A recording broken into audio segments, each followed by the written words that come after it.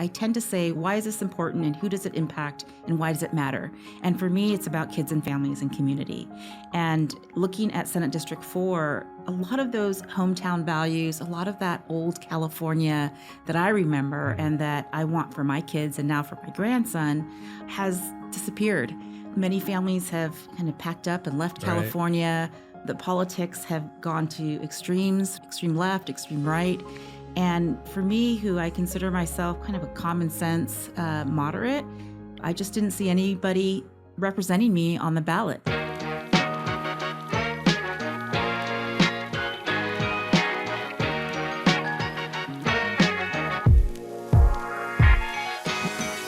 Hello and welcome to another episode of Sacktown Talks. Today we're glad to be joined by Senator Marie Alvarado-Gil. Marie, thanks for joining us. How's it going? Hi, it's going great. Thanks for having me. It's good to see you. You know, you're the fresh face in the Senate there. Yes. Probably the biggest district in the state. Is that right? It's quite large, yes. Yeah. We've got 13 counties, so that's a lot of electeds to wrangle around. Exactly. A lot of space to cover. So, welcome to Sacramento. And I Thank guess, you. how's it been kind of coming up to Sacramento and kind of, diving into politics? It's been a great experience. I'm learning a lot. It's kind of like being tossed back into college freshman year where you're still trying to figure out where all your classes are and, who the cool kids are, and which classes to take, which ones, It's been an experience. Yeah. Who are the cool kids? Who are the cool kids? Well, let's see. Well, I will tell you this, that, it is true that there's a honeymoon period for new legislators because I no longer get chocolates and flowers to deliver to my office. So has Susan Eggman given you bread yet? Yes. Okay. I got actually 2 loaves of bread. Oh. So, yeah, I'm special. That's good. That's good. Good indeed. So you were never in politics before, right? Was not. No. This is my first role in elected office. So, what did you think it was going to be like? And how has your perception changed now that you're actually here and you're in it? Yeah. Well, I definitely understood the environment because I've been on the advocacy side and I've had several appointed offices. What was new to me was really the restrictions, like asking permission to do things. It's a very disciplined, regimented environment. So navigating through that has been difficult for me. I feel like I've had a lot more freedoms in the nonprofit world and in the public sector, and certainly in education, to be creative. One thing that I really appreciate are deadlines. So that works really well for me. I know things have to get done by a certain time. That's interesting. Yeah. Before you got elected, can we get a little background on you? Kind of where'd you grow up, and kind of where are you living today? Yeah, well, I'm a native Californian, so born and raised in Mountain View, but not the Silicon Valley that we know today. Right. I actually had apricot orchards and cherry trees in my backyard, so that's what I remember. I was in Mountain View most of my childhood. My parents immigrated from Mexico, and they were both teenagers, young people, when they had my brother and me. And so when they, kind of really struggled to be in a new community, a new environment. And so, life became chaotic for my family. But I did have a stepfather who's my stepfather now. His name's Bruce, and he farms up north. He's an alfalfa farmer. So I feel like my love for agriculture and my connection to California, I really give him that. Right. And also my politics. So I remember as a kid, watching, 60 Minutes and the Walter Cronkite and being educated about politics at a very young age, just because at dinner time, that's what played in the background. So I feel like I grew up with a good grasp. What I didn't understand was the difference of being a first-generation Mexican-American in a new community. So I I grew up speaking Spanish, and so being in an English-speaking environment, I struggled with that. But school for me became the place where I came alive. I mean, it's where I felt safe. It's where I was fed. It's where, I was clothed at times. Because as things progressed in my own family, my mom and I became homeless, and then I was in foster care. So I went to go live with my grandmother in Mexico for a year. And that was a completely new experience. So it Right. was the opposite, right? So now I'm going into an environment where I understand the language, but I can't really speak it because I was by then speaking English. And it was in a small town in Jalisco. The town is called Magdalena. And my grandma ran the only tortilla factory in town. So I got to see the community come together around food and actually see from kernel to kilo, if you could say, because I also learned metric system in a Right. very different way. But from kernel to kilo, just how food brings community together. So that Now, would was she a make the staple. flour tortillas or the corn tortillas, or Well, both? she made the corn tortillas, and then her comadre did the flour tortillas. So I had to go all the way to Guadalajara to get the flour tortillas. But yeah, that was the highlight of my childhood, was freshly made tortillas. And did you get the recipe? Do you know? There's not really a recipe because she produced it in kind of like masses, but I did learn how to make tortillas out of masa. So, I actually make those for my kids, Yeah. handmade tortillas. So, Lucky. yeah. So what ages were you when you were in Mexico?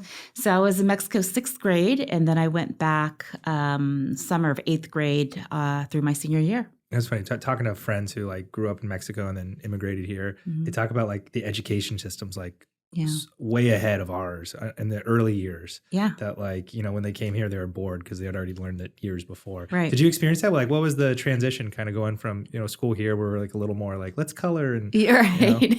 Right. learn about songs? Well, like I said, I always loved school. I felt successful at school. When I went to school in Mexico, everything, of course, was in Spanish. So I had to learn how to adapt. But when it came to math and sciences, that's a universal language. Right. What was odd is I would go to school from Monday through Saturday. So Saturday was part of the curriculum. So, it kept me engaged. There was a class, though. This is a fun story. So, in terms of electives, you can pick either typing class or like shorthand or engineering or technical drawing. And so all the boys would go to technical drawing, all the girls would go to the typing class. Well, for me, I didn't want to learn typing. And so I went to the other class, and I was actually asked to leave because, it wasn't common for a girl to be in that class.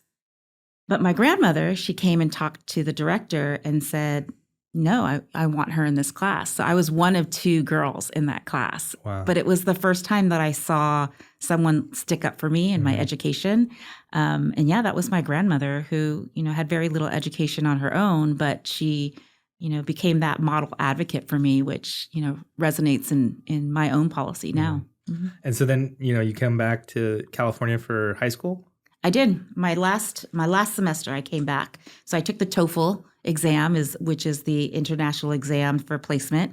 I came back with the purpose of going to college. I was on the path of, having my own ranch. My grandfather had horses and we had corn. And so I was going to come back here and build that here in the U.S. So I took all English classes my last semester. So I did freshman English, sophomore, junior, and senior. And I took a part-time job working at a vet hospital. So my first job was literally cleaning kennels. So, I've started from the bottom. But for me, it was the experience of being able to come back to the U.S. and be on that path to college. So. So you go to UC Davis. I did. You're working with horses. I presume that was the goal. Well, they don't let you work with horses as a freshman. Starting. Yeah, start out with a hamster. Or... I know. Well, I did work with goats. I'm proud to say I'm one of few legislators that knows how to castrate goats and has actually done it. But I worked on a goat farm, and then I did a semester with dairy cows. Studying the 4 stomachs. Did you know they have 4 stomachs? I think at the state fair I saw it, yeah. Yep. Yeah. So I worked on the dairy farm, learned all about the dairy industry. And then I was in charge of doing some of the birthing. So I had like night duty for obstetrics for cows. And I did learn how to actually inseminate the females. So what I love about reading your bio is like, we all have plans and we all think we know what we want to do, but then life comes at you and life changes. So, okay, you had this plan, you were working at UC Davis, but then something changed and, you went in a different direction. Kind of, can you talk to us about that? Yeah, well, I've always worked a few jobs at a time. One, because, I grew up in poverty and I understood, you needed to make money to make a living, and certainly as a college student. But I also would take jobs out of curiosity. So one of my curious jobs that I took was working at a neighborhood center in the city of Vacaville. And I took a community development block grant and applied it to a summer program for kids. Mm-hmm. Well, every kid in that program looked just like I did as a kid. And their parents looked like my parents. And they spoke the language and they came from the backgrounds of my grandmother. And what I was seeing was that same cycle of poverty and abuse and chaos that was in my family perpetrate through these generations. And I just instantly felt a connection with working with kids and families. Mm-hmm. And plus I got to speak my native language, which I had learned then to read and write and be successful in. And so soon, working with animals took a backseat to working with people. And one of the problems that I wanted to solve was why? Why do kids, why do we have this cycle of generational poverty and kids being exposed to abuse and alcoholism? And so I started asking those questions, and that actually took me to work in group homes and working with kids with severe emotional disturbances, with different mental health backgrounds. Mm-hmm. And again, I worked from the bottom up and just trying to understand. And for me, that just led to where I am now is, pursuing an education in nonprofit management, in community services. And I can say now that, I've opened several schools, alternative schools, charter schools, with the intent of providing a service or a program for those kids and families that fall through the cracks. Right. So since, you left college to now, you've been working in this kind of nonprofit educational kind of foster care group home kind of That's world. Right. Wow. You said you have experience up here kind of on the advocacy side. So you've been coming up to Sacramento, working, I guess, bills and policies. Yeah, that's right. It's funny because some of my colleagues, I worked on their campaigns when they were local officials. And, of course, I was just like that lonely intern that, they don't remember me, but I remember them and I remember their policy. Senator McGuire, for example, he does remember me. So I was his appointee on the Mental Health Commission. Oh, I hope he yeah, he does. He remembers me. Yeah.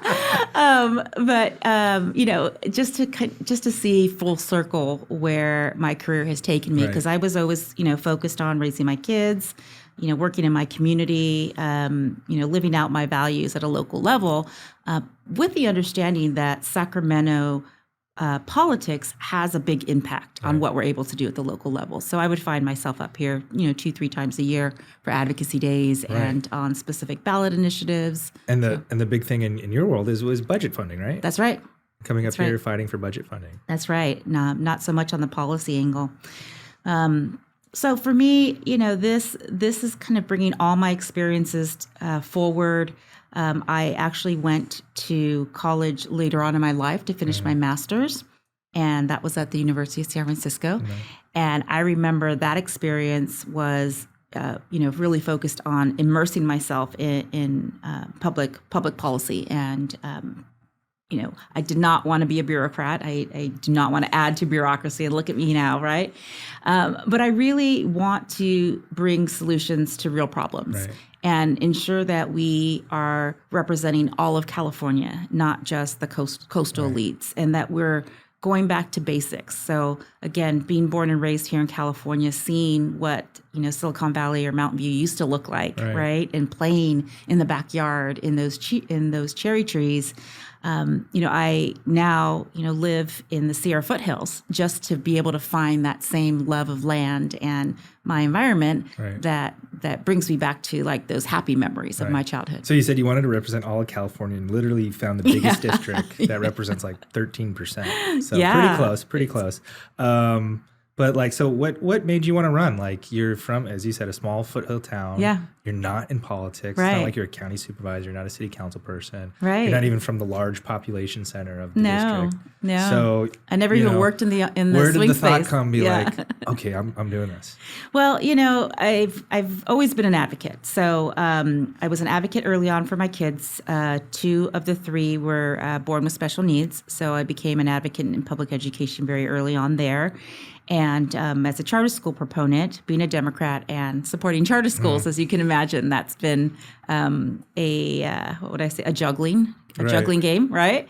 But I don't shy away from what's not popular. I tend to say, why is this important and who does it impact and why does it matter? And for me, it's about kids and families and community. And looking at Senate District 4, a lot of those hometown values, a lot of that old California that I remember and that I want for my kids and now for my grandson has disappeared. Many families have kind of packed up and left California. The politics have gone to extremes, extreme left, extreme right.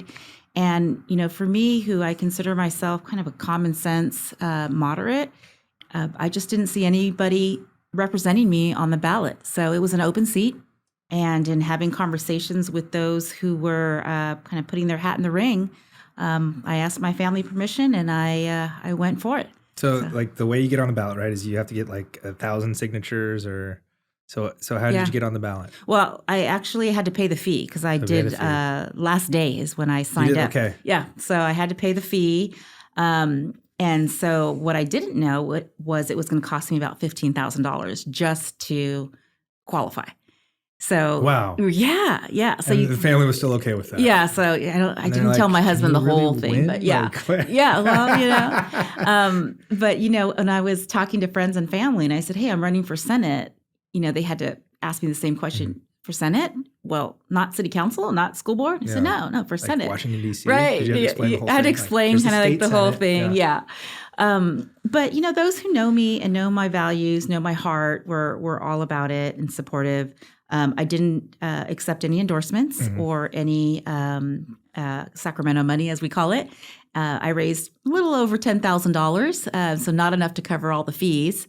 But I was able to secure a spot, the second spot in an open primary. Off $10,000. Yeah. And you put 15 in, you raised 10. Yeah. And you got top. I put 5 in and raised 10. Yeah. And you got top 2. Top 2. I wasn't the first. How?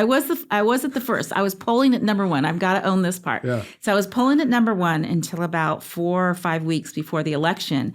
And that's when you could pay for polling with $10,000. No, I didn't pay for polling. Someone polled because they were like, "Who is this woman running for office that no one's even endorsed, or who is she?" Right? And so someone polled and let the parties know, and so I was the only person in the primary that got hit mail against me. Really? Yeah. So in the primary, yeah. So both parties hit me. But what happened is they gave me some free mail and they used a really good picture of me. So it helped get my message out there. So, put no bad pictures of yourself. Yeah, no bad pictures. But I had a good presence on social media and, I was doing the hard work of talking to groups at a time and just, talking about things that matter to them, not fluff. I don't like fluff. And so, so that knocked me out from number 1 to number 2. And it turned into a dem-on-dem race. So you got top 2. So how many votes did you get? How many did I get in the primary? Gosh, I don't remember in the primary. I think I was. Did your votes, were they spread out evenly from counties, or was there a county you really carried? Or well, no. Well, I carried my own county, which is interesting because I'm in Amador County, which is the reddest county in California. So it just goes to show that my conversations resonated, right? Yeah, politics is local. But what was more difficult was the areas that traditionally would be my base, right? The Democratic base, because those areas voted for my opponent in the general, because he was the endorsed candidate. He had like all the big PACs and IEs and things like that. Wow. Yeah. So I had to cram a 2-year campaign into about four months. So you win the primary, and then all of a sudden it's you and this established Dem favorite, right? Yeah. So then do things switch? Well, yeah. So I needed to change my strategy. So at that point, it was, bring on a campaign team, right? Mm-hmm. Bring on the consultants and the fundraisers and, make that happen. And I'll tell you, I feel very fortunate that, those that I built relationships with in the primary, that, basically said, all right, Marie, if you win, I'll stick with you. But, the chances were very slim. And the day of the election, I'm calling people up and I'm saying, hey, are you looking at the race? And they're like, not your race. And I'm like, look at my race. So, it was a great feeling. But, at that point, it was like get in front of Sacramento and introduce who I am, what I'm about, and build a winning campaign. This is literally the most interesting campaign story. If you have $1 million smile, you don't need to raise $1 million. Right, $10,000. Yeah, $10,000, and really don't be wishy-washy. Stay true to who you are. And I built my own website. I did my own slogans, and That's awesome. yeah. So that's wild. So now you're up here, and so like, what was it like? Kind of like coming up, meeting the pro tem, like, getting your assignments, like kind of seeing your pecking order, kind of what's that whole, you've been on the outside, you've, obviously worked the system, worked with members before. Right. What's it like kind of being on the inside now? Well, I've got to give my team a lot of props because, I got through the primary with a certain strategy, but holding office and really representing the district is a whole other beast, right? So, I've got one of the best chief of staffs. I've got Chad Condit, who was with me through the campaign, with me now here in the Capitol. I've got Mike Sharif, which is like one of the most coveted ledge directors, right? And Erica Harnick. I mean, like we've got a solid ledge team. So, I give them a lot of credit. Because we have a very bold bill package, and I came in with some of my own ideas, talked to some of my colleagues on both sides of the aisle about, what has been attempted in Senate District 4, how can I help get things over the finish line? And, frankly, Senate District 4 hasn't had a Democrat represent them in nearly 30 years. So there's a hunger to move district bills that will impact, all of California ultimately, but that get, cultivated in Senate District 4. It's kind of interesting. Just before this, I was in a Republican member's office and we were just kind of talking about how hard it is for them to get stuff done. And, here they are, kind of your district probably hasn't been able to get much done for themselves over the last year. So it's kind of a blessing in disguise now that they have you here. So kind of, you have probably one of the most interesting backgrounds probably of any member I've talked to. And so you have a lot of experience in a lot of these different issue areas kind of. So what was some of like the top priorities you came in here thinking, okay, these are the areas I want to attack? Yeah. Well, the most sensitive one for me was really, what disrupted my childhood. And that was being a victim of sexual abuse and child molestation. So for me, coming out of college, one of my kind of give backs to the community as I was working with animals was working for the Rape Crisis Center. And so it started out taking phone calls and talking to other women. And it turned into getting a grant, building a children's interview center, partnering with probation and with social services to give kids a safe space to tell their stories, and ultimately to give the DA the data and evidence that they need to prosecute these crimes. And so, coming into the legislature, I looked right at, our penal codes around violent felonies.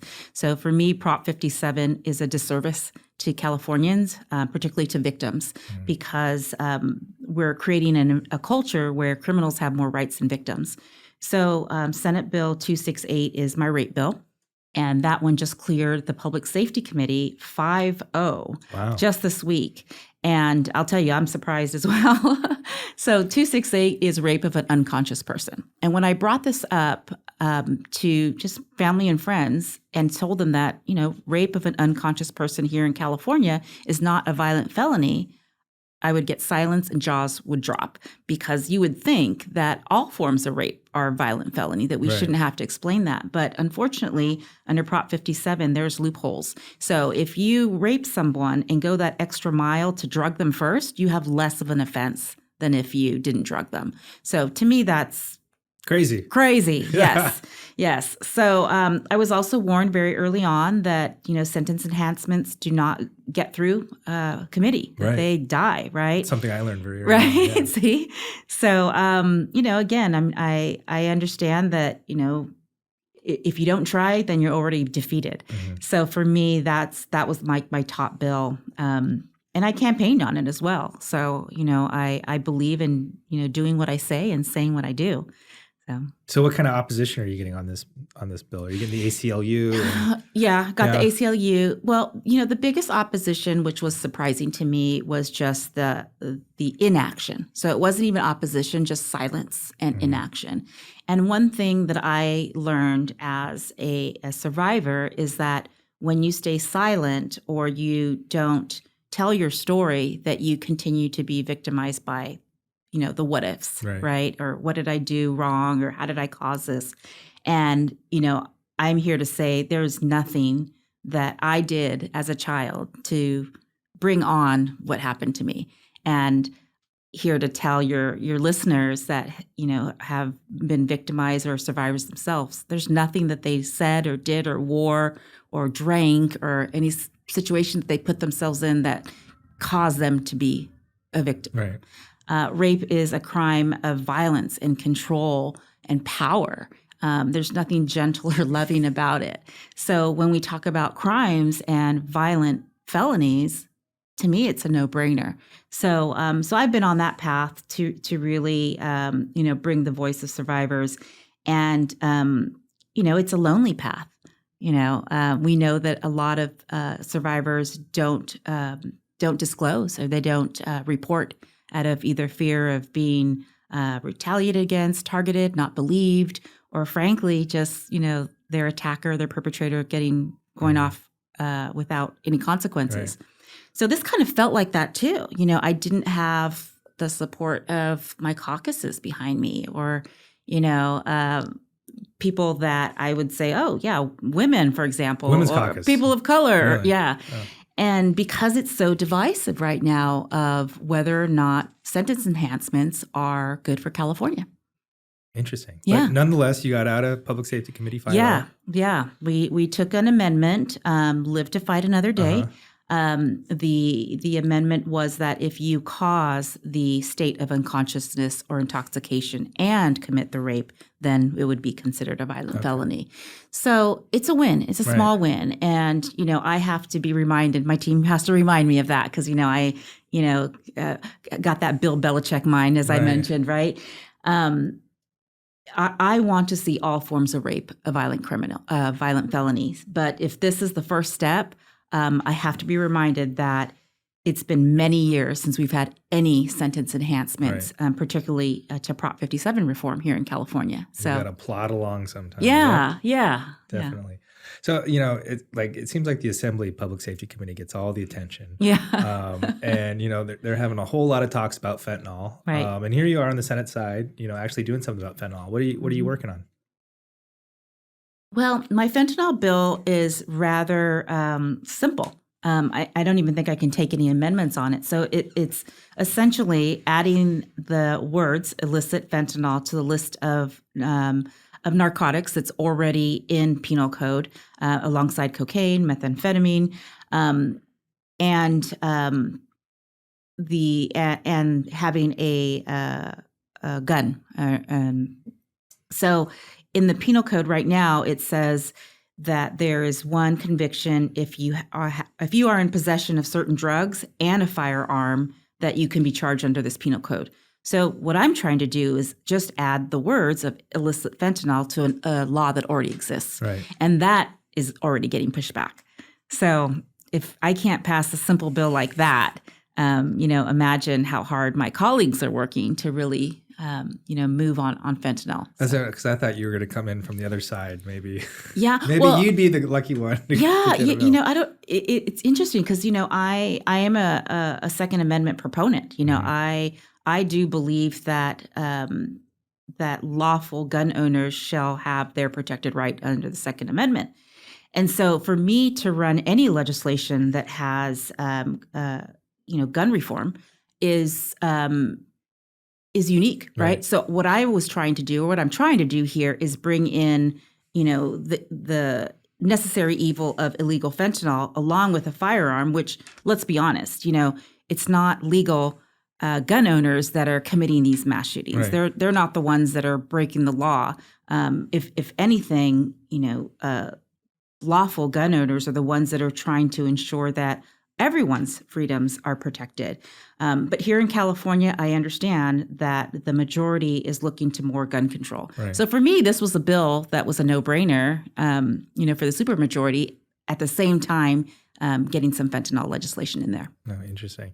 I guess your district is unique. It's a rural district. Yeah. And, rural issues are different than city issues. That's right. And, growing up in a rural area and, you start thinking about this stuff, like how do you get phone service? Yeah. How do you get fire protection? You're going to call the sheriff, internet, things like that. Everything is a little different, a little harder to do out there. Technology's making some stuff easy. Kind of what are some of the things, I guess district issues that, people were saying, this is what we really need, like, wildfire issues, insurance issues, broadband issues, kind of what's the mandate from the district that they want you paying attention to? Well, definitely broadband. So we've got some final mile and middle mile projects that we still need to complete. So, the Sierra Foothills, I've got the majority of ski resorts also in my district. Yes. And you got Yosemite too. Yes. Yeah. State national parks. We've got the Tahoe Basin. We got the Mono Basin. And so, millions of people travel our roads to come and visit California's playground, right? Our natural playground. But that also means that we have to have reliable internet services, cell phone services, safe roads in order to ensure that people can kind of come and go and we have a healthy economy. So broadband definitely is important. And we're almost there. We've got a couple projects and hopefully in the budget, we will close that loop. The other thing, and this is a personal one as well, is wildfire insurance. So we have what's known as the California Fair Plan, and that's where all of us who live in high-risk fire zone areas get kind of shuffled off to because we can't get a insurance provider to cover us.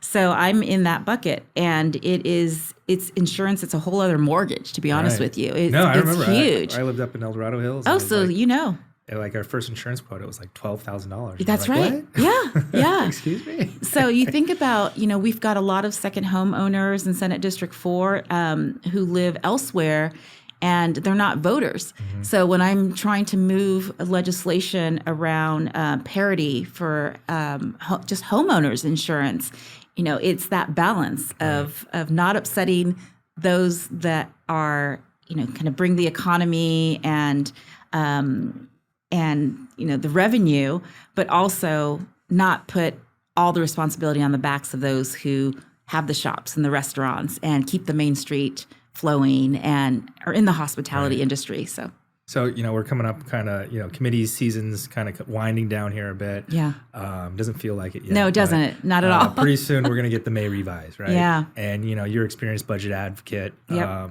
Now you're on the inside. You get to see how the sausage is made. Yeah. Kind of what's important to you and what are you looking to get out of this budget for your district and programs that you think are important? Yeah. So the biggest thing for me is to ensure that funding for rural communities is earmarked. Mm-hmm. So oftentimes we've got these buckets of funding and it goes to the population centers, right, at the coastal communities, Los Angeles, the Bay Area. So those carve-outs for rural communities are really important to me. So I'm monitoring those as well, and I'm calling out those discrepancies in policy as well. The other thing for me is fully funding education. Public education is always on, what I call kind of like the trim block, not the chopping block, but they trim it down.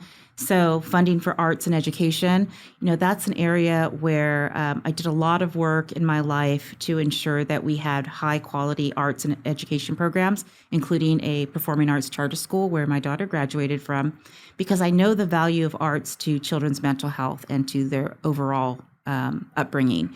And so fully funding public schools is one of those areas. And another one that's just near and dear to me is the CASA programs. That one's on the chopping block in terms of fully funding our CASA programs. And so that's the program that helps match our mentors and adults to kiddos who are going through the court system. And, I remember as a young person, those adults who made such an impact on my life and helped me stay out of that, that pathway to drugs, gangs, prostitution, because that's the path I was headed before my grandma rescued me from foster care.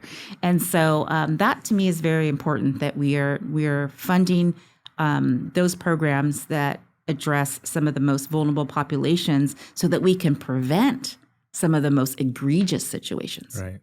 You talked about your experience kind of in foster care and the education system. Any legislation you're looking at there that you kind of, from your experience, you've seen like, hey, maybe we could tweak this or that, something you're working on this year? Yeah, well, as the chair of the Human Services Committee, I took that appointment, with a lot of honor and respect. And I'm very fortunate that I have another freshman senator, Senator Ashby, who's coming in as you guys have a lot in common. Strong advocate for foster kids. Right. And so she's got some phenomenal legislation that I've been able to either co-author or co-sponsor. But just seeing that come through the Human Services Committee has been really exciting, because that encourages me that I'm not on this fight alone, right? Senator Menjivar has been, phenomenal as well of making sure LGBTQ youth are represented and bringing her experiences forward. So, so as the chair of Human Services, I'm putting my energy into, leading with fairness there, and ensuring that those solid policy bills move forward. That's awesome. Yeah. Well, that's awesome. I was just looking through your bio. I think we've covered everything except, it says you have a grumble of pugs. Yes, I do.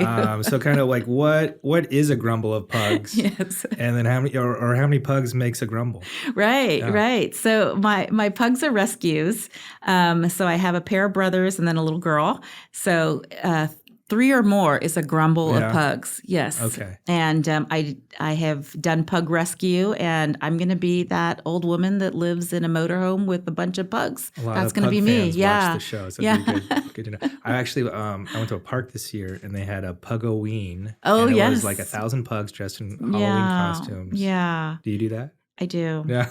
Yeah, I do. But I'll tell you, there's such sweet things, but, vet bills very expensive, so I try to have this disclaimer that love your pug, but realize you've got to get health insurance for them and make sure, because ears, eyes, that's got to be one of your next bills. Pet insurance, affordable pet insurance. There you go. Pug owners. Yeah, single payer pet insurance. Yeah.